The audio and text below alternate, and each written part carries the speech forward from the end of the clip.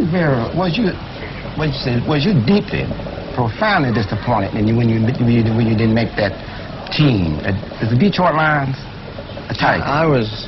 I was disappointed to tears. One should express what one feels and what one feels inside one's soul as an artist. And, whoops, pardon me. And I just try and express life. Los Angeles, April 1st, 1984. A thin layer of rain slides across South Gramercy Place, turning the streetlights into long, trembling shadows. Inside a quiet white two-story home, Marvin Gaye, the heartbeat of R&B, moves through the hallway like a ghost, trapped between the past and the present. They say he died because of a family argument, a sudden moment of violence. But what happened before that moment tells a different story entirely. Marvin didn't leave this world empty-handed. He died carrying a secret, a darkness that had followed him since he was a frightened boy in Washington, D.C., that trailed him through the Motown years, haunted him inside the What's Going On studio, and finally drove him back into his childhood bedroom, where he lived his last days like a man being hunted by his own memories. Tonight, we open that file, and nothing inside it is what you expect. Chapter 1, 1950 to 1965, the seed of the secret Washington, D.C., mid-1950s. In the small brick house on First Street, the days were quiet, but the nights were something else entirely. Neighbors remembered the pattern. The sun went down, the front door clicked shut, and everything inside that home turned tense, like a wire pulled too tight. The Gay children learned to read danger the way other kids learned to read books. Reverend Marvin Gaye Sr. was a man of strict rules and unpredictable moods. Some evenings he paced the living room in his pastor's robe, murmuring scripture under his breath. Other nights he slammed doors so hard the picture frames rattled. People living next door said the vibrations traveled across the walls. One neighbor later said, "You didn't need to hear yelling to know something was wrong. The windows told the story." For young Marvin, every sound in that house carried weight. The creak of the stairs, the drag of his father's slipper on the floor, the sudden stop of footsteps outside his door. He would hold his breath, waiting, praying those footsteps wouldn't turn the knob. Sometimes they did. There were nights when Marvin Sr. forced the boy to stand in the middle of the living room as punishment, not hitting him, not yelling, just staring at him with cold, silent disappointment. Family friends whispered about the time Marvin was made to stand for nearly 3 hours because he misread a line during a Bible recitation. His legs shook so badly he had to crawl to his bedroom afterward. He never forgot the humiliation. And it wasn't just the punishments. It was the way his father looked at him, sharp, distant, almost blaming him for his very existence. Marvin recalled later, "His eyes were the first thing I ever feared." That fear became the blueprint for how he reacted to conflict for the rest of his life, retreating inward, quiet, waiting for the storm to pass. His mother, Alberta, tried to cushion the blow where she could. When Marvin Sr. erupted, she would pull her children into the kitchen and shut the sliding door, whispering for them to stay quiet. But even her protection had limits. She herself endured emotional abuse and at times physical force. Marvin watched helplessly as the person he loved most struggled under the weight of a man who controlled the household from the pulpit to the dinner table. One relative said Marvin used to hide behind the furnace in the basement whenever voices rose upstairs. In that dark corner, surrounded by cold pipes and shadows, he would press his hands over his ears and promise himself he'd never become the man whose footsteps terrified him. But that promise soon twisted into fear. Marvin didn't just fear his father, he feared the possibility that this cruelty, this rage, lived inside him too. The belief grew in secret. Every flare of anger, every moment of frustration, every time he raised his voice, no matter how small, Marvin felt panic ripple through his chest. Is this him? Is this my father inside me? That was the seed, the terrible secret that took root long before the spotlight, long before Motown, long before the world knew his name. A child growing up in an unstable home, convinced that the darkness he saw each night might one day become his own shadow. And as Marvin grew older, as fame found him and troubles multiplied, that fear grew too, quietly, steadily, like something waiting, something he believed he could never fully outrun. Chapter 2, 1971, What's Going On and the Terrifying Weight of Fame. When What's Going On arrived in May 1971, the world treated Marvin Gaye as if he had just unlocked the soul of an entire generation. Critics praised him. Motown executives called him a visionary. Radio stations spun the album non-stop. Yet the more the world celebrated him, the more Marvin felt something inside him tightening, as if every spotlight shining on him illuminated the shadows he'd spent years trying to outrun. In the months after the album's release, people closest to Marvin began noticing a quiet shift in his behavior. On stage, he looked confident, but off stage, he often fell into long silences. Musicians described moments where Marvin would stop mid-sentence or mid-song, staring at nothing, almost as if he were listening for something no one else could hear. Some chalked it up to artistic sensitivity. Others sensed something more troubling. Marvin himself later admitted that he sometimes heard echoes of his father's voice during those pauses, not as a memory, but as if the man were whispering from another room. This wasn't the type of fear Marvin could explain to his peers. Instead, he hid it behind sunglasses, half smiles, and the soft charm he reserved for interviews. The deeper his music reached into America's heart, the deeper his anxiety burrowed into his own. The demands of fame didn't help. With every award, every photo shoot, every promotional appearance, Marvin felt like he was being pulled into an image he didn't recognize. By late 1972, the weight of that image began to crush him. His mood changed unpredictably. Some nights he laughed with friends, other nights he withdrew to his room and refused to speak. Those around him said it looked like Marvin was fighting something no one else could see. By 1973, anxiety had settled over him like a second skin. It followed him into studios, hotels, cars, and dressing rooms. At times, he paced for hours. At others, he shut himself inside dark rooms until sunrise. Sleep became a luxury he rarely found. When people asked what was wrong, he offered vague answers about stress, but occasionally he let the truth slip. He confessed to a close friend, "I don't trust my temper. When it rises, it feels like his anger." The his never needed explanation. Motown's engineers saw the evolution of this fear firsthand. While recording future sessions, Marvin often insisted on near-total darkness. He requested every light be turned off except for the faint glow from the control board. To outsiders, it looked like eccentricity. But inside the room, those who knew him well sensed something else, an artist hiding from the man he was afraid of becoming. When Marvin met Janice Hunter, his emotional world grew even more volatile.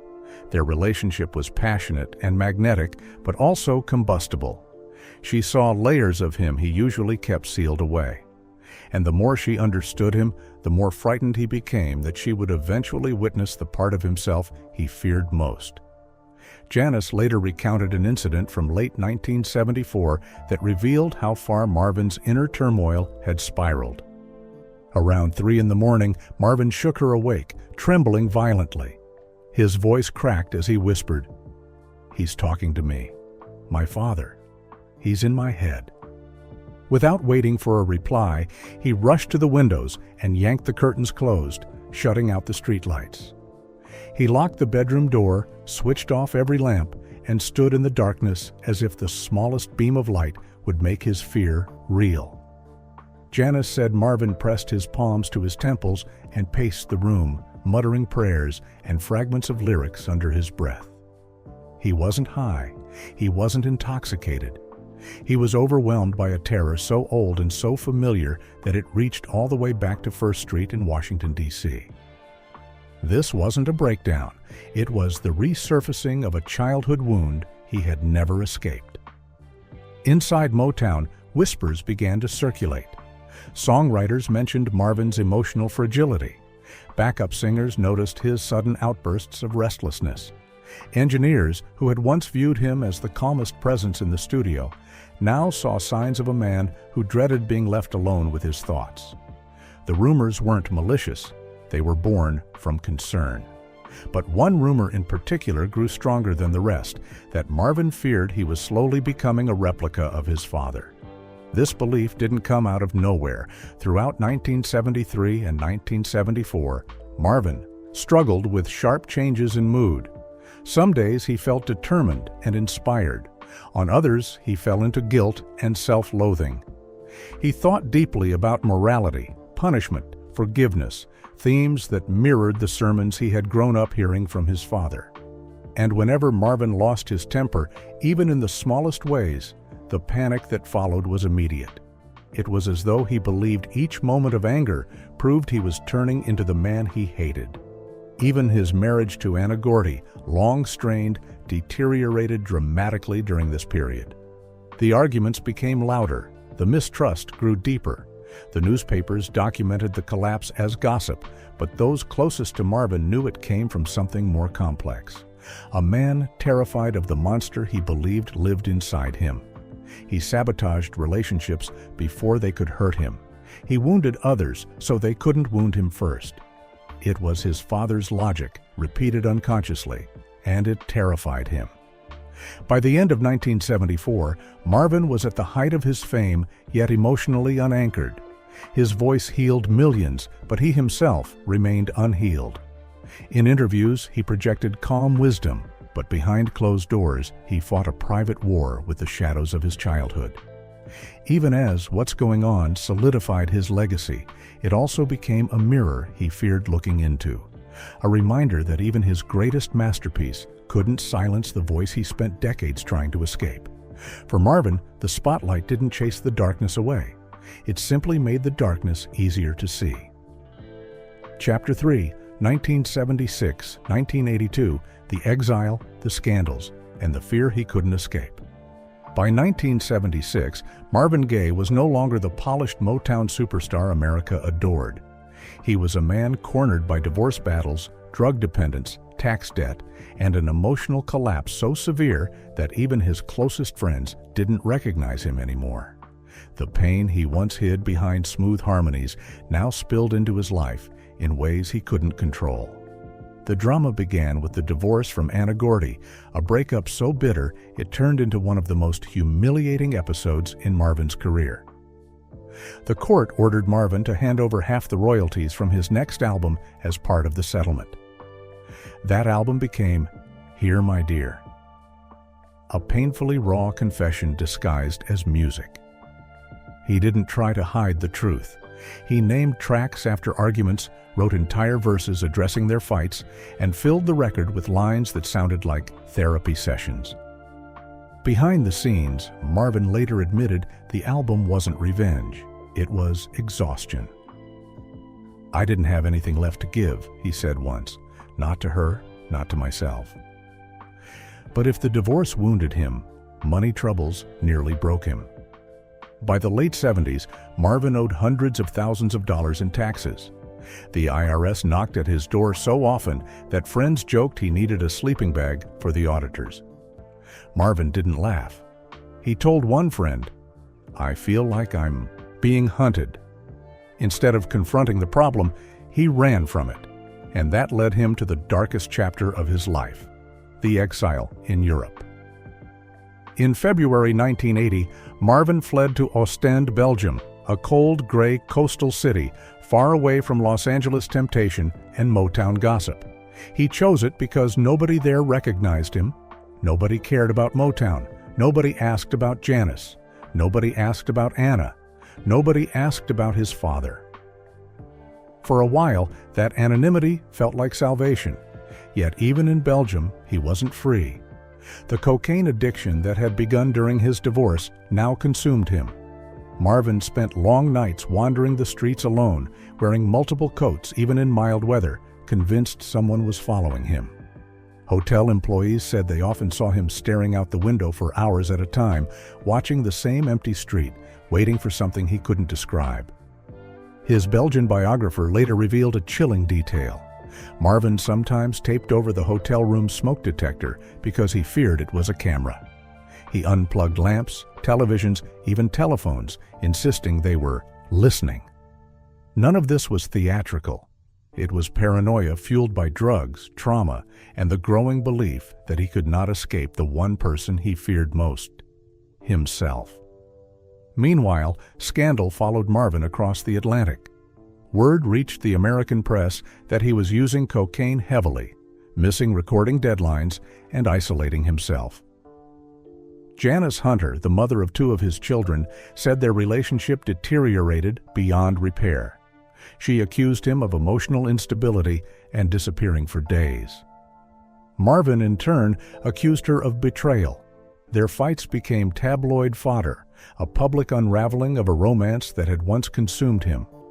But the darkest scandal of Marvin's European years wasn't about drugs or money. It was about the spiritual crisis that overtook him. Marvin believed angels and demons were at war inside him.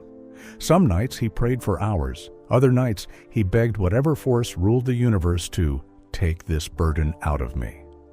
His bodyguards said he often asked them, "Do you see him?" When they asked who, Marvin replied, "My Father, in every shadow." This was the terrible secret evolving, tightening, gaining shape. By 1981, Marvin had recorded Midnight Love, including Sexual Healing, the hit that brought him back to the world stage. But the new fame did not heal him. If anything, it amplified the emotional fractures he'd carried since childhood. During his European tour, he demanded hotel rooms with no mirrors and asked staff to keep hallways empty so he wouldn't feel watched. Band members described moments where Marvin froze on stage, staring into the crowd with a look of panic before snapping back into the performance. As the tour continued, Marvin's addiction resurfaced. Cocaine, anxiety, guilt, and exhaustion tore through him at once.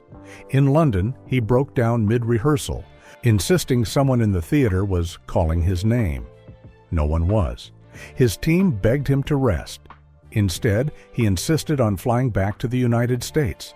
He said, "I need to go home. I need to face what's waiting." That what was his father. When Marvin returned to Los Angeles in late 1982, the old pattern resumed immediately. He lived with his parents not because he was financially incapable, but because psychologically he was trapped. He told his mother, "If I stay away, I'll lose myself. If I come back, I might lose everything else." It was an impossible choice, and Marvin chose the one that brought him closer to the origin of his biggest fear. The house on South Gramercy Place became a pressure cooker. Marvin slept odd hours, watched the door constantly, and argued with his father over the smallest things. Neighbors heard shouting matches in the afternoon and gospel music blasting at 3 a.m. Alberta Gaye later said that Marvin sometimes cried in her arms without explaining why. She described him as a man drowning in something only he could see.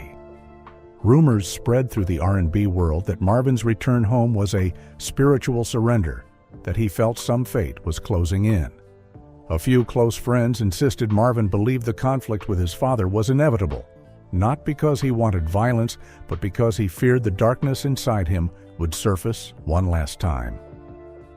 Whether these rumors were accurate or exaggerated, they reflected a truth everyone sensed. Marvin was a man waiting for a confrontation he believed he could not prevent. And that confrontation would come sooner than anyone realized. The terrible secret, the belief that he was inheriting the violence of his father, would follow him straight into the final chapter of his life. Chapter 4, 1983 to 1984, the final year. When fear finally caught him by 1983, Marvin Gaye was no longer running across continents. He was running inward into the deepest corners of his own mind. And that was a place where childhood memories didn't stay memories. They became threats. They became prophecies. They became warnings he felt powerless to escape. His return to Los Angeles that year wasn't a homecoming. It was the moment every shadow he carried finally closed in.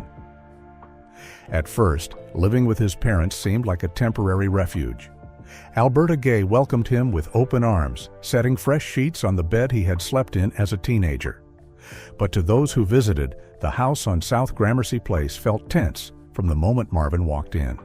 It wasn't just the presence of his father, it was the atmosphere between them, an old conflict resurrected. One Motown colleague who visited in mid-1983 described the energy bluntly. You could feel decades of pain floating in that house, like dust no one ever swept. The tension surfaced quickly. Marvin had grown up fearing his father's anger, and now, in his adulthood, the mere sound of his father's cane tapping the floor made him flinch. Marvin Sr., in turn, resented his son's return and the constant attention around him. He disliked the visitors, he hated the noise, and, like before, he despised anyone challenging his authority. Even small disagreements turned into explosive confrontations. Family members later confirmed that Marvin once asked his mother in a whisper, "Why does he still have that power over me?" Alberta couldn't answer. The most shocking incident before the tragedy happened around Thanksgiving 1983. That evening, Marvin tried to intervene in a heated argument between his parents. When he stepped between them, Marvin Sr. reportedly raised his hand as if to strike Alberta. Marvin grabbed his father's wrist mid-air, something he had never dared to do before. For a moment, everything froze. The man who once terrorized him was suddenly the one being restrained.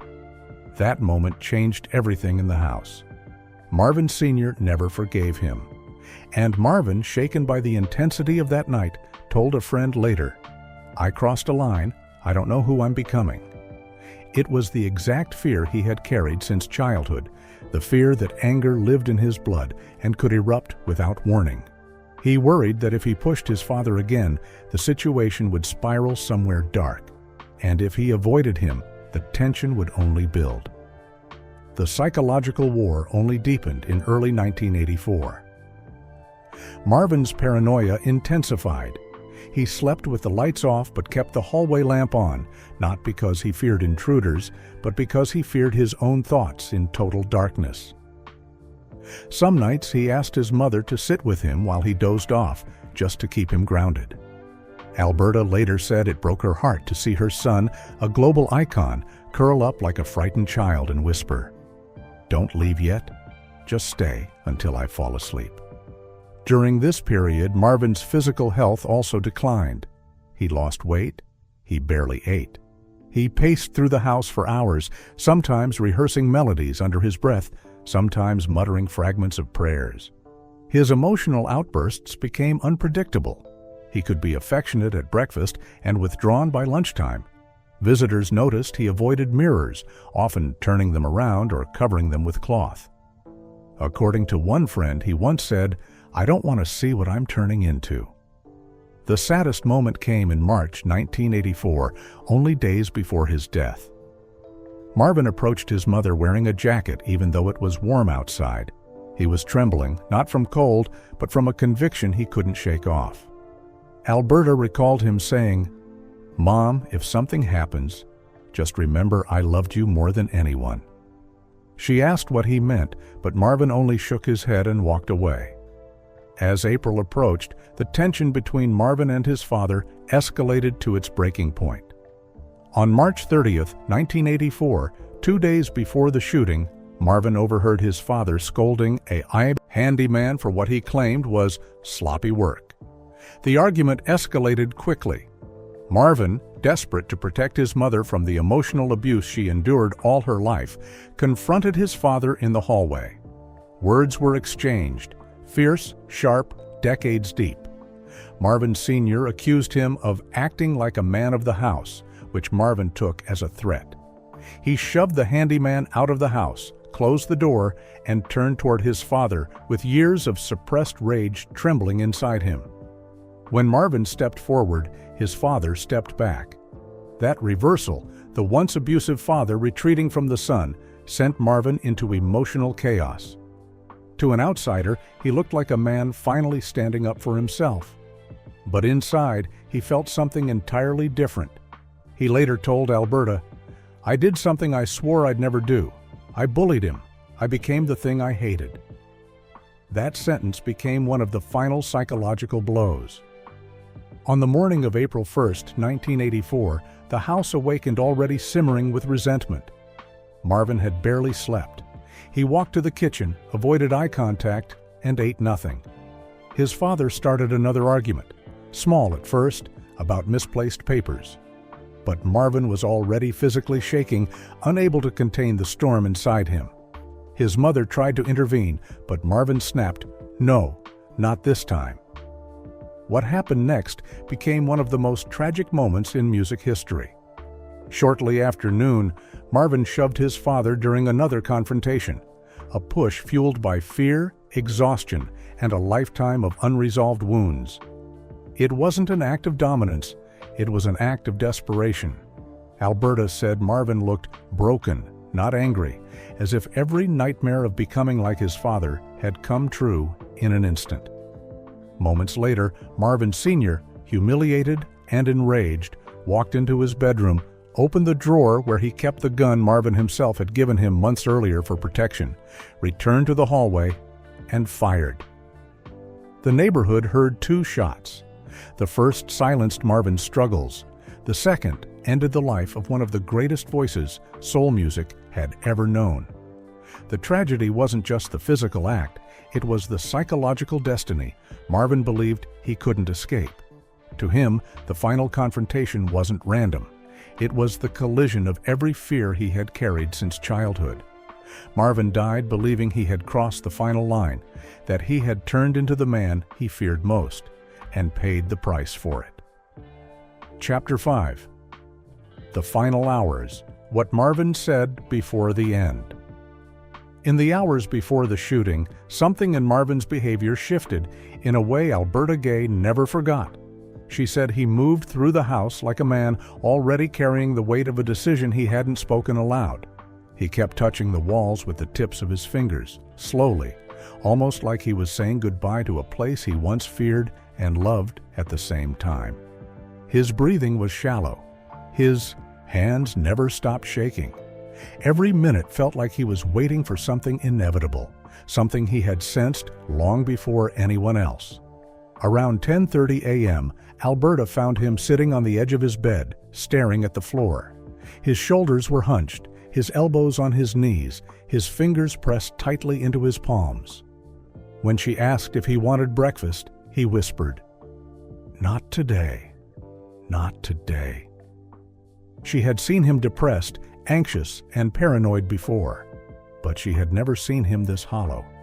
She sat beside him and put a hand on his back. Marvin didn't pull away. He leaned against her like a child, resting his head on her shoulder. Then he asked something that froze her heart. "Mom, do you think I'm a good person?" She tried to reassure him, but Marvin shook his head gently. He wasn't seeking comfort. He was seeking confirmation. "I tried," he murmured. "I really did, but I feel like something caught up with me, something I've been running from since I was little." Alberta asked what he meant, and Marvin glanced toward the hallway where his father slept, then whispered, "You already know." She did. By 11 a.m., his father began raising his voice from the other room, angry about a misplaced letter or a bill. Something trivial, but in that house, even the smallest spark ignited tension. Alberta begged Marvin not to react, but the moment the shouting grew louder, something tightened inside him. He stood up abruptly, pacing the floor in quick, frantic motions. "I can't take this anymore," he said. "I can't keep being scared in my own home." His voice cracked. He wasn't angry, he was collapsing emotionally. When his father reached the hallway, the argument erupted instantly. Decades of resentment, fear, guilt, and unresolved trauma collided in a matter of seconds. Marvin yelled back, not with arrogance, but with the raw panic of someone drowning. He pushed his father once, a desperate attempt to silence the voice that haunted him his entire life. Alberta later said the push looked like it hurt Marvin more than it hurt his father. his face twisted, not with rage but with horror, as if in that single instant he saw the reflection of everything he feared becoming. He gasped, stepped back, and whispered, "Oh God, what have I done?" His father's eyes filled with humiliation and fury, and he stormed into his bedroom. Marvin didn't chase him. He sank onto the floor, grabbing handfuls of carpet, tears streaking down his face. "I didn't mean it.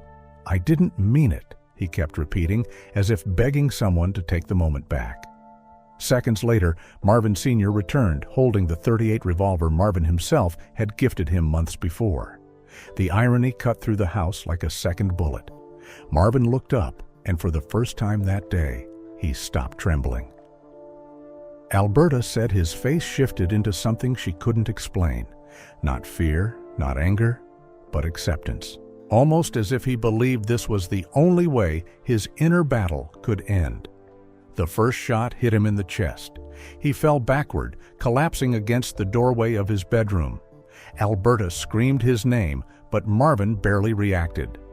The second shot struck him lower, and his body went still. When she ran to him, he looked at her with glassy eyes and tried to speak. His lips moved faintly, forming a single phrase she struggled to repeat for years. "It's better this way." Those were his last conscious words. Paramedics arrived minutes later, but Marvin was already fading.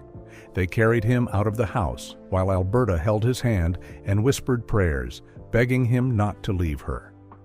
At the hospital, his pulse vanished at 1:01 p.m., one day before his 45th birthday. The doctors listed the cause as gunshot wounds. But the people who truly knew him believed Marvin died long before the second bullet. The moment he realized he had crossed the line he spent his entire life fearing. The moment he believed he had become the reflection of the man he feared most. And that belief, not just the bullets, ended Marvin Gaye. Chapter 6. The aftermath, shockwaves, rumors, and the secrets that wouldn't die. When news broke on April 1, 1984, the black music world didn't just lose a legend, it lost one of its most vulnerable sons. Radio stations switched to all Marvin playlists by sundown. Churches across Washington, D.C. rang bells in his honor. Fans filled sidewalks outside South Gramercy Place with candles, posters, and handwritten notes. Yet behind the public mourning, something darker started brewing almost immediately. Whispers, suspicions, and long-buried tensions that Marvin's death dragged to the surface. The official story was simple: a family dispute turned fatal. But nothing about Marvin's life had ever been simple, and the circumstances of his death became fuel for countless theories.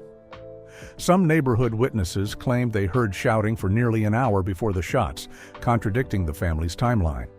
Others said they saw Marvin pacing outside before the argument, talking to someone who wasn't there.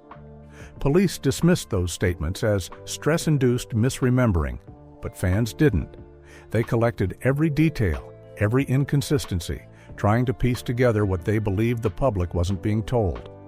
Inside the music industry, whispers grew louder. One persistent rumor, never proven, suggested Marvin may have sensed his death coming.